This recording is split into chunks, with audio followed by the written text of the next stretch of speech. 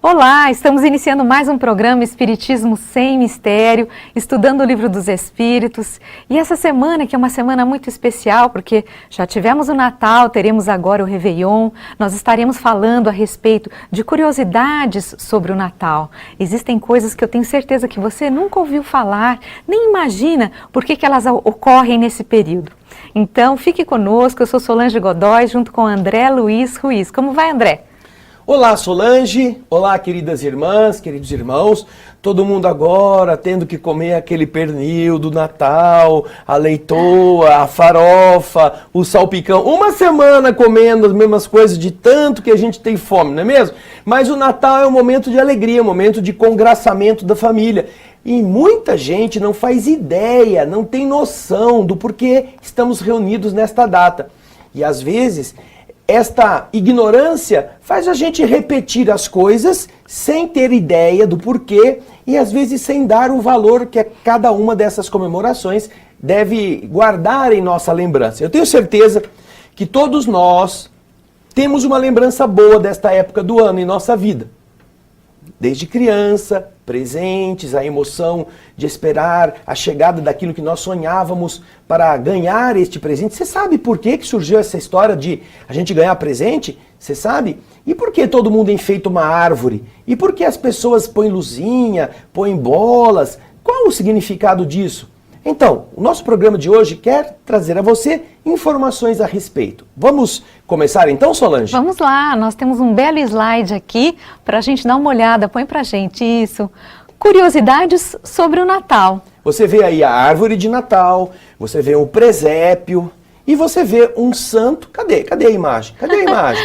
Põe a imagem de volta aí, Everaldio. Olha lá. É um santo. Nós temos um santo e ao lado do santo o Papai Noel. Por que será que esses dois estão juntos, não é mesmo? E nós agradecemos o carinho do Everaldo Assunção, do Fernando Rocha, do Diego Rocco e da nossa Camila Lopes, que fazem parte da produção do nosso programa. Para começar, então, a Solange vai chamar o próximo slide. Vamos lá, turma. 25 de dezembro, dia de Natal. De onde surgiu a tradição de se comemorar o Natal em 25 de dezembro? Vamos pensar sobre isso? Nós fizemos uma pesquisa, fizemos um estudo, preparando isso para você que está em casa. E você vai acompanhar conosco a leitura da Solange no slide que vem a seguir, contando essa história, por quê? Que dia 25 de dezembro, 24 e 25 de dezembro são esses dias específicos desta comemoração. Vamos lá? A palavra Natal vem do latim natale, que quer dizer nascimento.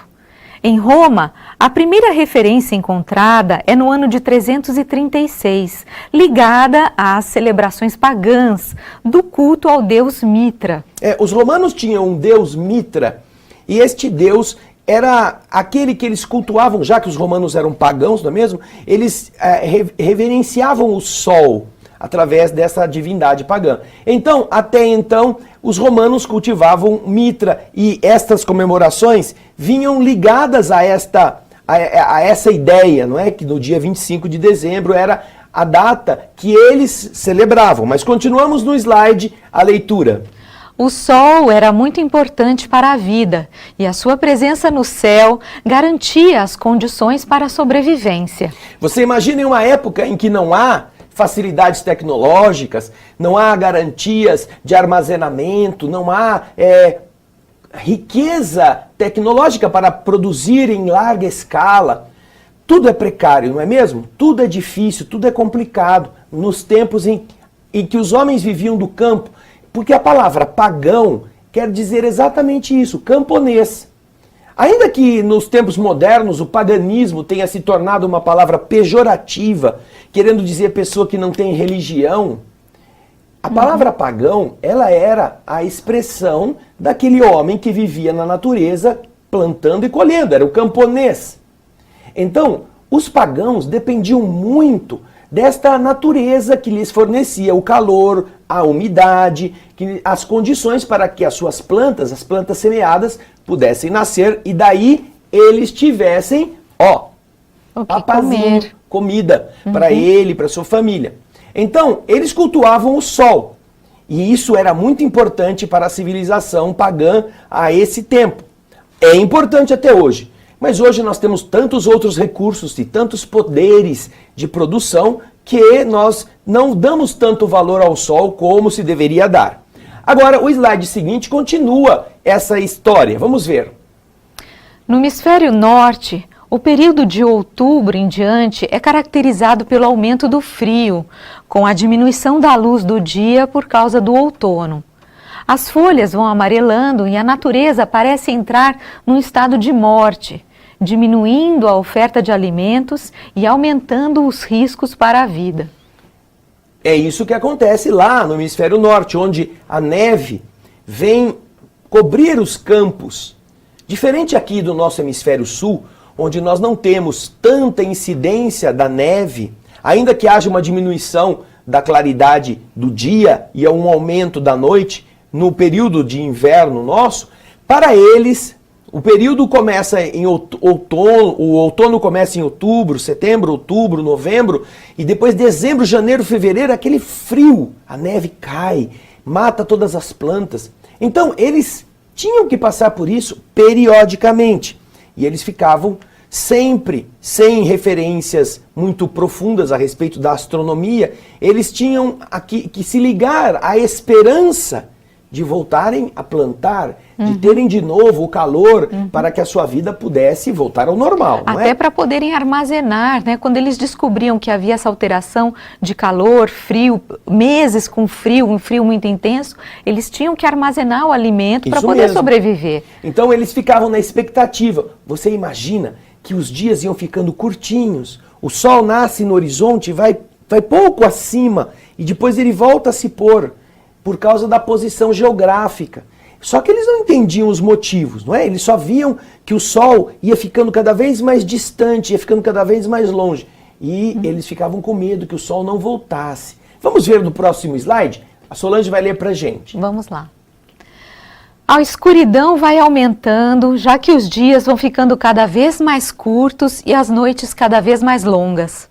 Os pagãos, que dependiam fundamentalmente da agricultura para sobreviverem, relacionavam-se com os deuses pagãos, atribuindo-lhes poderes que deveriam ser estimulados, visando a inversão dessas condições adversas. Já pode ir para o próximo slide, porque esse ela já tinha lido. Vamos para o slide seguinte, aí.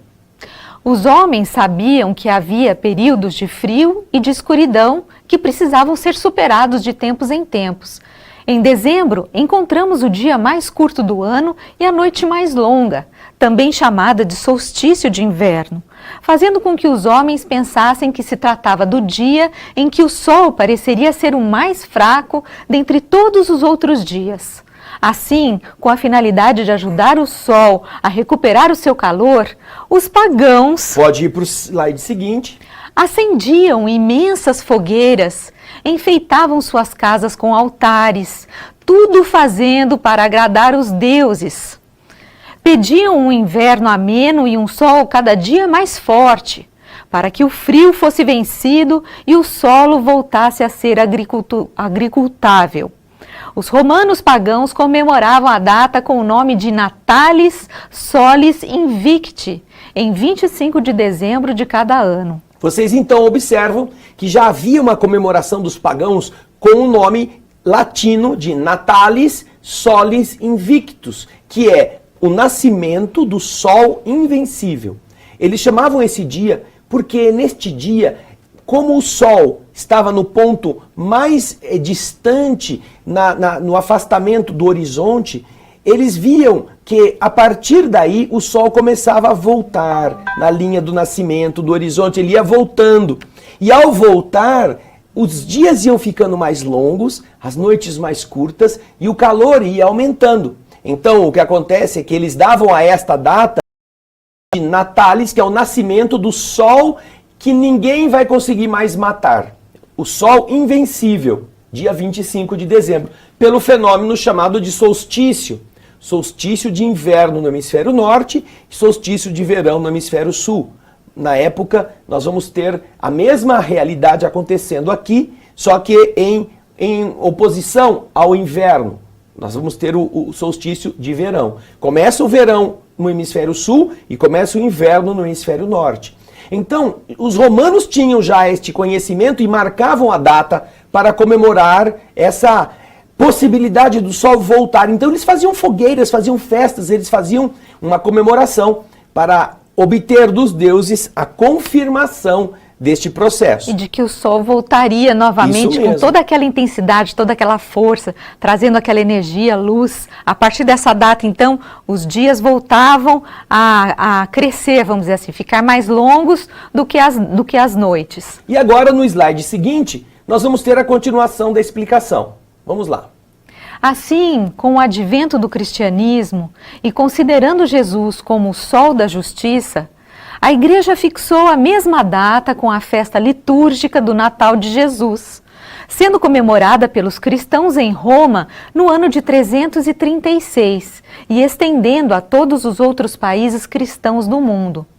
Com isso, a Igreja buscava atender aos anseios dos milhares de pagãos que iam se convertendo ao cristianismo, não eliminando suas comemorações. E no slide seguinte você vai ver a Igreja transformava assim algumas das tradicionais festas pagãs, profundamente arraigadas nos sentimentos dos povos conquistados, em festas cristãs.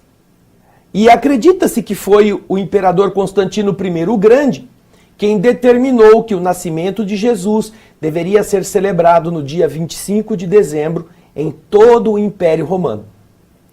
Esta é o resumo dessa longa história que transformou uma data festiva que os pagãos comemoravam em uma data cristã para a comemoração do nascimento de Jesus como o ser mais luminoso, aquele astro solar que veio ao mundo para trazer essa vitória. Jesus é o sol invencível que nasce, o sol da verdade. Então, a Igreja, que estava trazendo os pagãos para o seu seio, ela percebeu que mais fácil seria conseguir que eles adotassem as crenças cristãs se elas coincidissem com os calendários pagãos, do que se passassem eles ao fio da espada, ameaçando-os com a morte, se eles não aceitassem ou proibindo o calendário. O culto, né? Ou proibindo, isso mesmo, Solange, ou pura e simplesmente proibindo que os pagãos cultivassem essas tradições. E olha, foi isso que fez também que os celebrantes cristãos na época, os primeiros católicos da Igreja, adotassem aquelas vestes todas coloridas, as vestes paramentosas, as vestes que os pagãos usavam nas suas cerimônias. Isso também é importante que você perceba. Essa alteração do vestuário, e você vê os sacerdotes vestindo cada um com uma cor diferente, verde, amarelo, vermelho, roxo, são aquelas rouponas que os pagãos, os sacerdotes pagãos usavam nas festas. Então o pagão pensava assim, bom, eu era pagão, agora a Igreja quer que eu seja cristão, e ela faz as festas nas mesmas datas, com as mesmas roupas, para chamar Jesus de o sol, que eu também cultuava como sol, vou para lá. Vou virar cristão. Qual é o prejuízo? Não é? Uhum. Se eu não for cristão, eu fico ameaçado, então eu vou aceitar o cristianismo e vou cultuar as festas. Se é sol, é o sol de Jesus, é o sol do céu, não importa, é a comemoração, é a farra. E aí o povo pôde migrar aceitando melhor. Isso é um golpe de marketing. Exatamente. Naqueles tempos, imagina. Genial. Né? Genial. Golpe de marketing. E então, tá interessante? Mas nosso programa tem mais novidades. Porque depois que nós vimos que esta data foi um achego, não é? Foi uma maneira de combinar interesses, nós temos uma outra tradição natalina, que eu acho que na sua casa ou você já viu, ou você já construiu também. É um negócio que tem uma gruta, tem boizinho, tem cabra, tem ovelha. O povo põe o que quer lá dentro, né? Aí tem um nicho, onde tem uma lampadinha, onde tem uma escultura pequenininha de um serzinho que acabou de nascer. Tem gente que põe até palha. Põe palha, a palhazinha. põe folha seca. Alguns Isso. põem plantas vivas até para ficar bonito. Tem coisa desse tamanho assim, tem coisa maior, tem coisa do tamanho da casa, da entrada. Pessoas fazem de tudo. E é muito interessante, porque é muito poético. Chama-se presépio. Vamos ver o slide seguinte? Vamos a ele? O presépio é a mais antiga forma de encenação do nascimento de Jesus. Você sabia que foi esse que está escrito aí? Foi Francisco de Assis quem, por primeira vez, em 1223, na cidade italiana de Grécio, usou a manjedoura com figuras esculpidas, formando as cenas como conhecemos hoje. São Lucas diz que, ao nascer, Jesus teria sido reclinado em presépio, que deveria ser a manjedoura das grutas da Palestina. Nós sabemos que, naquela época, não havia estábulos como hoje, construídos de madeira, com todos os requintes das marcenarias, das grandes empresas que cortam toras. Não era fácil fazer isto. Então, o que eles usavam? Geralmente, grutas que eram meio que fechadas para a proteção dos animais durante a noite, porque em determinadas épocas e em determinados lugares faz muito frio. E então, com toda aquela trajetória de Jesus não ter encontrado um lugar onde ele nascesse dentro de uma casa, porque José e Maria não encontraram nenhuma vaga, não procuraram no book.com, em algumas outras dessas empresas que ficam procurando facilmente, não havia disponibilidade. Eles acabaram indo para uma gruta. E essa tradição foi contada no Evangelho de São Lucas, dizendo que naquele momento eles encontraram esse ambiente e, como nesses lugares, não é, Solange? Os animais precisam comer, eles são abastecidos com palha, com grãos. Eles colocavam isso em uma saliência na rocha ou em algum tipo de madeira, de um coxo feito de madeira, que eles chamavam de manjedoura, de mangiare, onde se come. Então, São Lucas disse que quando Jesus nasceu não tinha berço, não tinha nenhuma dessas facilidades de hoje. Ele então foi colocado sobre a palha, revestindo aquele buraco, e ali naquele nicho ficou o Senhor descansando, depois de ter nascido. Chamada então de manjedoura, e este presépio é o local onde os bois, os cavalos, os burros, as criações ficavam guardadas, como nos conta São Lucas. E então, Francisco de Assis, na cidade de Grécio, na Itália, em 1223, lhe ocorreu a ideia de fazer uma representação em tamanho natural desta cena. E foi muito bonito, como contam os seus biógrafos. O povo simples foi, as pessoas do povo ficaram... É um vilarejo. Mas isto foi muito impactante na época.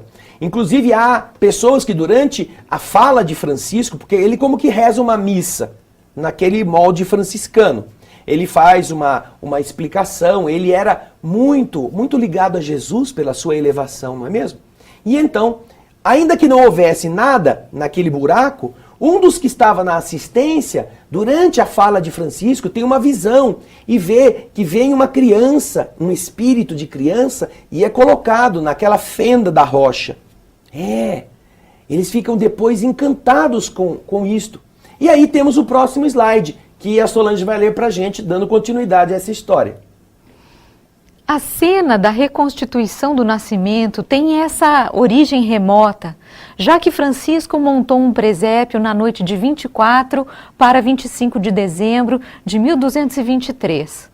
O povo simples da região assistiu essa celebração e em 1229, Tomaso da Celano, biógrafo de Francisco, narrou a cena em sua obra Vita Prima. Ou seja, fazia apenas 6 anos que isso tinha acontecido e um biógrafo de Francisco já escreveu sobre. Exatamente, mas tudo isso nós vamos continuar assistindo no próximo bloco. Não perca, porque tem coisa muito legal no próximo bloco. Mas tá espera aí, bom? nessa câmera aqui, eu deixo o convite para você participar da campanha campanha Espiritoteca, ela visa a divulgação da doutrina espírita, distribuindo livros a diversos lugares. Que tal você presentear pessoas que você não conhece, mas que de repente podem ter uma esperança, uma luz nova, recebendo nas suas mãos um livro bonito, um livro espírita?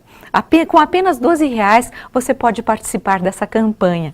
Basta ligar na 0 operadora 11 4966 5775. Participe! Nós faremos um breve intervalo, daqui a pouquinho estaremos de volta.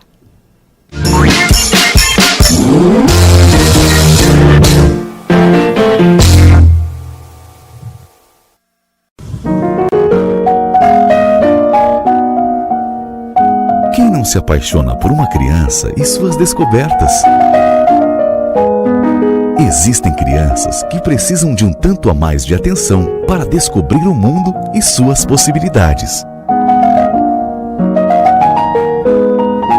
As Casas André Luiz dão atenção, cuidados médicos, ambulatoriais e muito amor para essas crianças. Hoje, são mais de 1.400 atendidas gratuitamente. Auxilie as Casas André Luiz a fazer com que essas pessoas descubram um novo mundo a cada dia.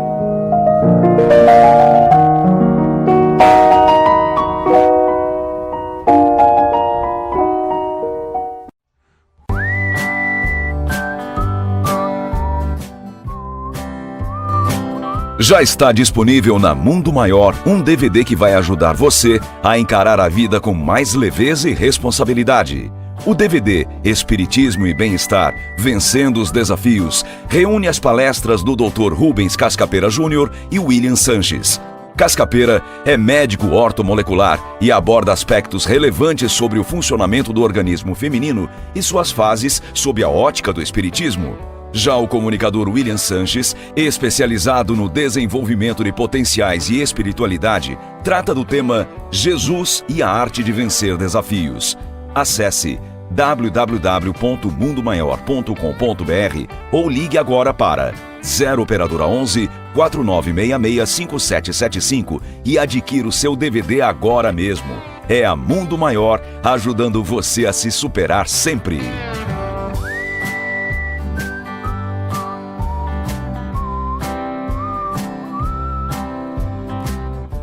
E se pudéssemos espalhar a mensagem do bem para cada vez mais pessoas?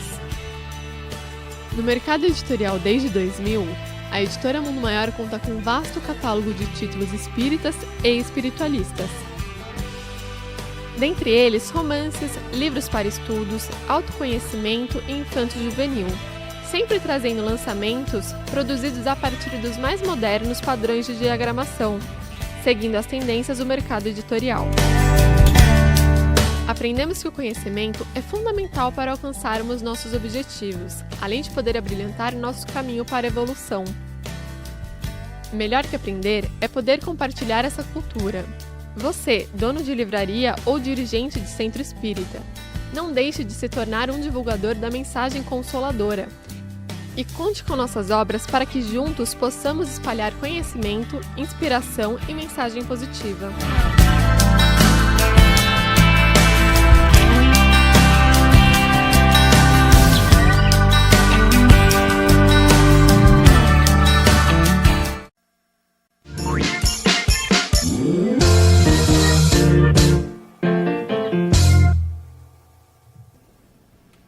Nós estamos de volta com o programa Espiritismo Sem Mistério, estudando o Livro dos Espíritos, mas hoje, num dia especial, estamos falando a respeito das curiosidades do Natal. E falávamos no bloco anterior a respeito do presépio, aquele presépio tão bonito que nós conhecemos hoje em dia, onde surgiu, de onde veio essa ideia, e nós vimos que tudo começou com Francisco de Assis, quando ele resolveu fazer montar em barro aquela cena do nascimento do Cristo, de acordo com os evangelhos. Então, André, vamos em frente na nossa... Nós vimos no slide que terminou o bloco anterior, que houve um biógrafo, e a gente vai ver o slide de novo, Tommaso da Celano, esse que foi quem escreveu sobre Francisco 6 anos depois que essa cena havia sido feita, ou seja, tudo estava ainda muito fresco na cabeça das pessoas.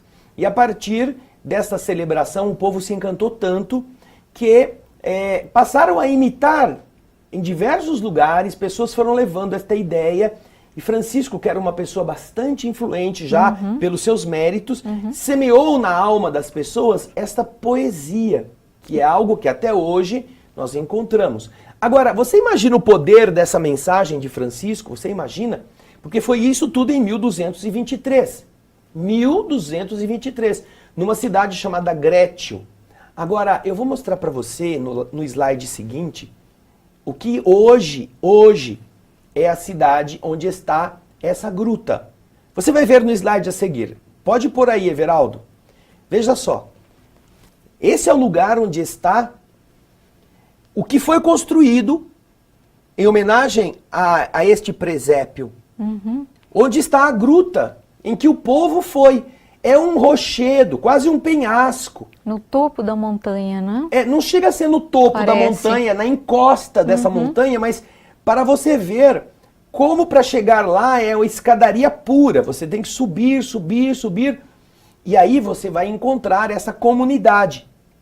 E aí, dentro destes prédios, está a gruta, onde Francisco fez a primeira celebração da Páscoa, em 1223. Vamos ao próximo slide. Pode colocar na tela. Vejam só. Aí está. Olha que coisa bonita. A gruta onde Francisco montou o primeiro presépio. Em Grétio. E se você prestar atenção, pode deixar a imagem na tela. Eles construíram uma mesa sobre uma pedra. Existe uma iluminação ali. Isso. Essa mesa é onde eles fazem culto. Inclusive o Papa Francisco foi de surpresa recentemente a essa pequena gruta. O Papa Francisco, que é jesuíta, foi a uma gruta de um templo franciscano homenagear e reinaugurar essa gruta. E embaixo da mesa do altar, nessa pedra, prestem atenção que tem uma estátua de Jesus colocada ali. É o local, segundo a tradição, nessa rocha, onde estaria a manjedoura, que nessa gruta era usada para os animais e foi usada também para colocação de Jesus. Ali Jesus embaixo menino. da mesa, você está falando dessa aqui na pedra. Embaixo da mesa. Porque é uma gruta bem aqui, ó. Gente, vou mostrar para vocês. Aqui, ó. Aqui vocês veem a figura. Isso. Olha lá, você vê na televisão até com clareza. Parece uma protuberância, né, de rocha, um corpinho ali e alguma coisa sobre. colocada. Essa protuberância que vem para frente, passa da mesa do altar, ela é a rocha original. E esse buraco que fica onde está posta esta escultura do menino Jesus era o local em que bois, vacas comiam, na altura da cabeça deles. Eles punham a comida ali para eles comerem. E aí a igreja, então, depois com o tempo, vocês veem os desenhos nas paredes, isto foi sendo imortalizado com o passar dos anos, como sendo a gruta onde Francisco fez o seu primeiro presépio. Muito bacana. Existe na internet, existe várias representações fotográficas que mostram mais detalhes deste burgo, que isto está assim hoje. Imagina como deveria ser no tempo de Francisco, nessa região. Coisa humílima, coisa assim pobríssima, coisa difícil. E ainda assim, desde 1223, esta comemoração foi tão marcante que aqui no Brasil e em todos os lugares da Terra, nós encontramos presépios sendo montados com base nessa tradição. Muito bonito, lindo, não é muito mesmo? lindo. Ressaltando, inclusive, que lá na imagem que nós temos, vocês veem uma pintura em cima. Essa pintura, por lógico, que foi feita posteriormente, para decorar a gruta. Com as tradições daquilo que aconteceu aí dentro, não é? Então, essa é uma referência muito bonita da história que chega até nós nos dias atuais. Mas temos mais outras tradições, não temos, Solange? Claro que temos. Por que a gente coloca Vamos lá, põe o slide aqui. Então vamos lá. É fácil, olha que árvore enorme. Olha, são duas, uma é pequenininha, a outra é gigantesca. Isso. Sabe, e são árvores diferentes, né? Essa imagem de árvore grandona é uma árvore muito bonita e muito robusta. Se chama carvalho. Na Europa ela é gigantesca, tem condições de viver inclusive no frio. Ela é forte, ela é rígida. E do lado tem um pinheirinho. Olha lá o pinheirinho, né? Pinheirinho lá no frio, tremendo, mas tá lá, de pé. Vamos falar agora, como você está vendo, da árvore de Natal. Vamos lá, Solange. Não, começa você. Vamos. A árvore de Natal, ela é um símbolo que foi trazido para os homens em uma circunstância bastante interessante. Existem muitas histórias sobre esta árvore e o porquê dela, mas aquela que nós achamos mais interessante fala de São Vilfrido. São Vilfrido era um santo que foi realizar pregações em determinadas comunidades que tinham muitas pessoas ligadas ao paganismo. E uma das crenças dos povos pagãos era de que dentro do carvalho, esta árvore grande que você vai ver de novo, olha o tronco, olha o tamanho do tronco, essa árvore que está à sua esquerda. Dentro do carvalho morava um espírito. E esse espírito pagão, obviamente para os pagãos, um espírito da natureza, ele é que impedia que o carvalho ele secasse durante o frio. E eles então cultuavam o carvalho, faziam festas em volta do carvalho, aquela coisa toda. São Vilfrido de York, era o título que ele possuía, ele tinha uma igrejinha perto de um campo onde havia um carvalho destes. E ele estava pregando o cristianismo. Estavam na época do Natal. E aí o que aconteceu? Ele queria combater essa crença pagã de acreditar em espírito dentro da árvore. O que ele fez então? Ele contratou uns parrudões, uns homens fortes, e durante a celebração da noite de Natal, ele disse que ele ia provar que não existia nenhum espírito que protegia aquela árvore gigantesca. E ele então levou a comunidade lá para fora para ver aqueles homens começarem a derrubar o carvalho, na machadada, no jeito que eles podiam naquela época. Acontece que o povo ficou apavorado, ficou com medo. Os espíritos vão se voltar contra nós. E ele mandou o povo fazer a derrubada da árvore. E então, quando isso estava acontecendo, começa a mudar o tempo começa a ficar feio. Mas São Vilfrido vai continuando a dar machadada, mandando os homens irem em frente. Por fim, quando eles conseguem derrubar a árvore, no mesmo instante em que a árvore cai no solo, vem um raio dessa tempestade, cai no tronco da árvore que já estava cortada e a despedaça, explode esse tronco em vários pedaços. Todo mundo fica assim, nossa! Veio um raio do céu e despedaçou o resto da árvore. O povo estava com medo que o São Vilfrido trouxesse a ira dos espíritos da árvore. Mas o que veio foi do alto, veio um raio que confirma no entendimento das pessoas que São Vilfrido tinha razão. Aí o que acontece? No mesmo momento, a árvore caiu, o raio caiu e despedaçou. Mas havia, a poucos metros da árvore, um broto de pinheiro. Pinheirinho, esses pinheiros, essas árvores coníferas, que vão nascendo aos poucos, pequenininho, vai crescendo e aguenta o frio, fica robusto, mesmo no inverno, coberto de neve. E então, São Vilfrido, percebendo a presença do pinheirinho, que foi poupado, que não sofreu nada, que não teve nenhum machucadinho com aquele raio que veio despedaçar o carvalho, na sua pregação desta noite, realça que aquele pinheirinho era a homenagem divina à infância, à pureza, e que representava Jesus que havia nascido naquele dia. Era um pinheiro. Então, como isto era uma forma de vitalidade, de força, que suportava as intempéries, inclusive, ele adotou o pinheiro como símbolo desse Jesus que nascia. E o povo, então, passou a ter essa tradição de levar o pinheiro para suas casas em homenagem a essa proteção e a essa representação do espírito que veio ao mundo para trazer esperança para as pessoas e que nunca morre, como é o caso da tradição cristã, em que Jesus, mesmo posto na cruz, sobrevive, sai da cruz e ajuda as pessoas.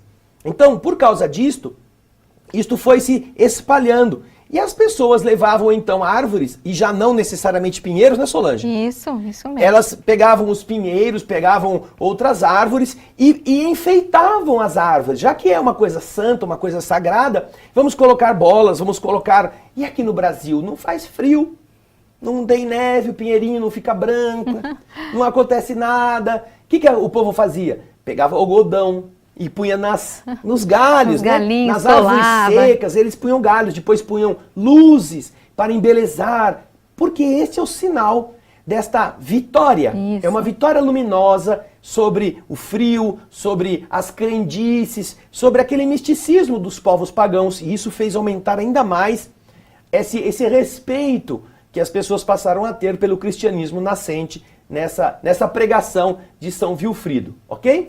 Bacana, né? É, Muito interessante, bacana, não é? Interessante, a gente não imagina.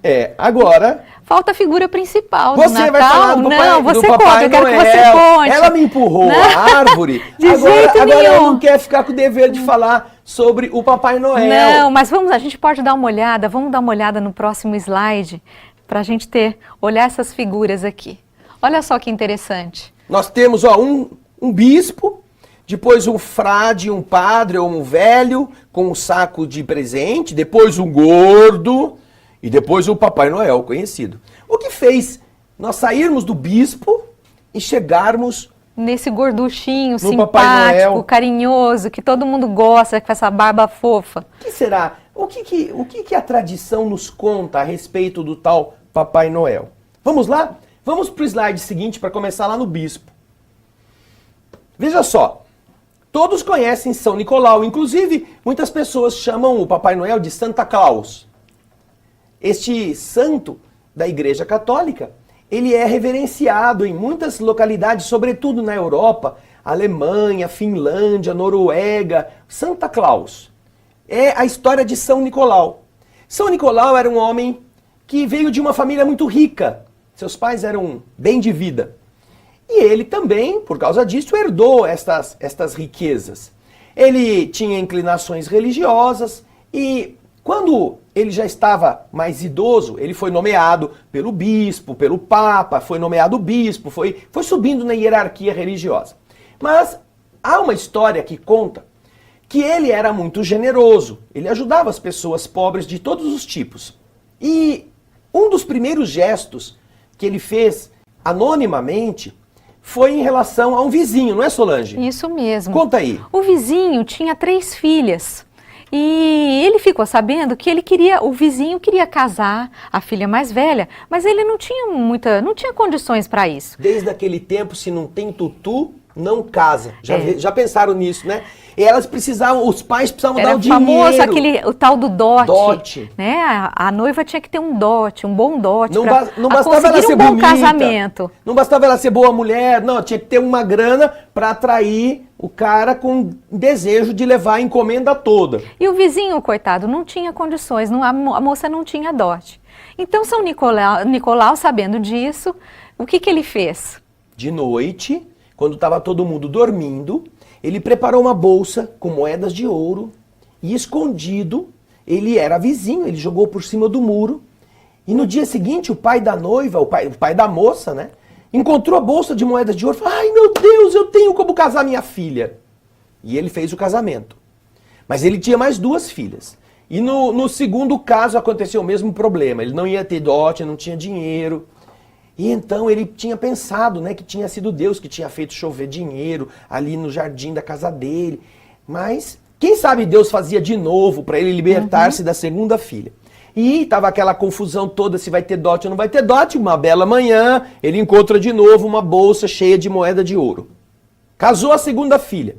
Mas aí tinha a caçula, tinha a raspa do tacho. E quando foi a época de casar a menina, ele estava agoniado para conseguir o dote. E ele, sabendo que estava na época de conseguir essa ajuda do céu, ele pegou e ficou acordado. Ele ficou de plantão para espiando. ver de onde vinha essa bolsa, como é que ela caía do céu. E aí ele notou que era do vizinho. Era o vizinho que jogava a bolsa. Ele viu a bolsa caindo no terreno dele. E aí ele pegou o Nicolau no ato, não é? E ele descobriu que era o seu vizinho que dava as moedas de ouro para ele poder casar as suas filhas, mas que nunca tinha pedido, nem tinha contado que era ele. Então este homem ficou tão agradecido que começou a espalhar a generosidade de São Nicolau. E este homem, que era um homem tão sério, tão generoso, ajudava as crianças com o dinheiro que ele possuía, dava presentes, ele foi tomado, a igreja comemora o seu dia no dia 6 de dezembro. É dia de São Nicolau, 6 de dezembro. E a história de São Nicolau se tornou famosa no mundo todo, por quê? Porque os marinheiros adotaram São Nicolau como seu patrono. Exato. São Nicolau passou a ser patrono dos marinheiros. E os marinheiros para onde que vão? Para toda parte do mundo. E eles iam contando as histórias de São Nicolau e levando a tradição. E então, São Nicolau passou a ser aquele homem bondoso que dava presente para as crianças. No dia 6 de dezembro. Mas, no dia 25, nascia Jesus. Exato. E Jesus era o presente, e então era aniversário, São Nicolau, Jesus, tudo da igreja. E o tempo foi passando E com o tempo, o que aconteceu? A igreja adaptou essa data de 6 de dezembro, onde se comemorava a entrega dos presentes para as crianças, ela foi unida no dia 25 de dezembro, 24, 25 de dezembro, para comemorar o Natal junto com Jesus. então você usa o São Nicolau e o Jesus para confundir as coisas numa mesma comemoração. É presente do Papai Noel, de Santa Claus, no nascimento de Jesus. É assim que surgiu a tradição. Mas esse Papai Noel, que nós vimos lá, gordão, vermelho, no próximo slide nós vamos ver, Vamos lá. ele é originário deste pintor. Este pintor se chama Thomas Nast. Thomas Nast, pintou este quadro, esta cena, para um jornal de Nova York, no dia 3 de janeiro de 1863. E vocês podem ver que sentados aqui à direita está um velho, barbudo, vestindo como que uma bandeira dos Estados Unidos. Ele carrega na mão, segurando um boneco de pernas abertas. E as pessoas, os soldados ali, estão fazendo fila para receber presentes desse homem que está cheio, parece que é um trenó. Ele está sentado em cima com tambores, com outras coisas, caixas. E lá no fundo está escrito, Welcome Santa Claus. Bem-vindo, Santa Claus. Santa Claus no campo onde os militares estavam aquartelados. Então esta imagem foi a primeira imagem em que o Papai Noel foi representado dessa maneira, graças a este pintor artista chamado Thomas Nast. em 1863. E a partir daí foram se adaptando. Depois veio a Coca-Cola, com aquele negócio lá de bater o Papai Noel gordão, todo cheio de bolinha vermelha no rosto, não é? Então, essa é a história da figura de Santa Claus, ou do São Nicolau, para uni-la à história de 25 de dezembro, a comemoração de nascimento de Jesus. Bem, nós estamos na semana que antecede o novo ano, não é? Você descobriu um monte de coisa e dá para ainda descobrir muitas outras. Esperamos que você possa ter apreciado essas curiosidades do Natal e pensar no que você pode propor a você mesmo no novo ano. E isto nós vamos ter que conversar no ano que vem. Isso mesmo, mas ainda dá tempo de você participar da campanha, ou melhor, do Clube Amigos da Boa Nova. Que tal? O ano ainda não encerrou. Participe do Clube Amigos da Boa Nova, que através da sua participação, toda essa divulgação de coisas positivas, boas, de coisas que iluminam nossa alma, que renovam, não é? Isso não é tão bom? Você pode ser essa semente de luz. Basta ligar no 0800 12 18 38 e participar do Clube Amigos da Boa Nova. Nós agradecemos a sua participação, agradecemos todo esse ano que vocês estiveram conosco. Para nós foi uma alegria muito grande, não é, André? Esse contato diário que nós temos aqui pelo Espiritismo Sem Mistério, a cada terça-feira, seja o do Evangelho, seja o do Livro dos Espíritos, é uma maneira muito enriquecedora para nós, porque nós aprendemos para poder contar para vocês e esperamos que isso possa valer a pena. No próximo ano continuaremos contando sobre as belezas do Livro dos Espíritos e a gente espera que você esteja conosco. Isso, até daqui 15 dias, num novo Espiritismo Sem Mistério, um novo ano que chega, que você tenha muita paz, muito amor, alegria no coração, que o ano que vem seja cheio de coisas positivas e sempre com muito aprendizado. E sempre até lá. com um Espiritismo Sem mistério. Até lá. Tchau.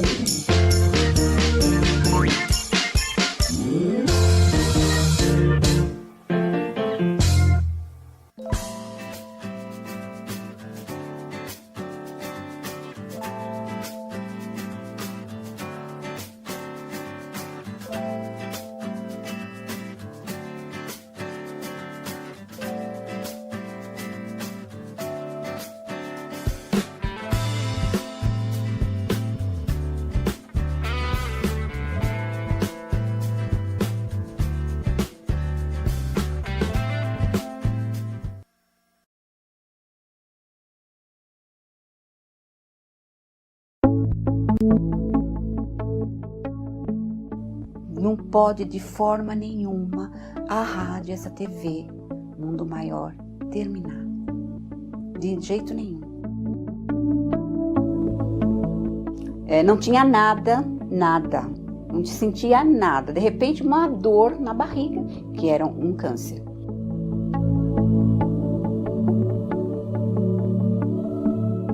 Desesperada, liguei a rádio lá, não sei como, nem porquê, a rádio estava lá na Boa Nova e estava falando.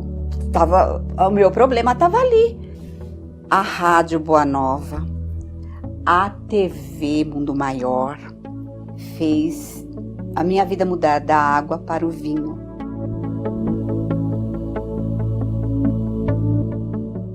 Quando eu não estou na rádio, eu estou na TV. Eu estou com a faculdade aqui dentro da minha casa.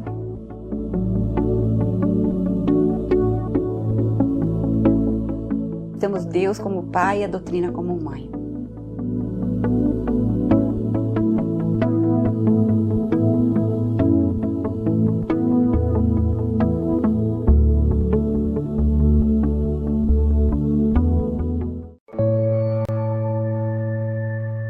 Algumas pessoas muito caras ao meu convívio partiram para o plano espiritual. Primeiro, o meu segundo filho, depois, uns 4 anos e meio depois, minha mãe, e uns 5 anos depois, meu marido. Depois da perda do meu filho, eu tive um problema de depressão, depois eu tive síndrome do pânico e depois eu tive toque. A Rádio Boa Nova e a TV Mundo Maior, elas são aquela companhia da qual você precisa e que te leva para a frente e te põe para cima nos momentos em que você procura respostas.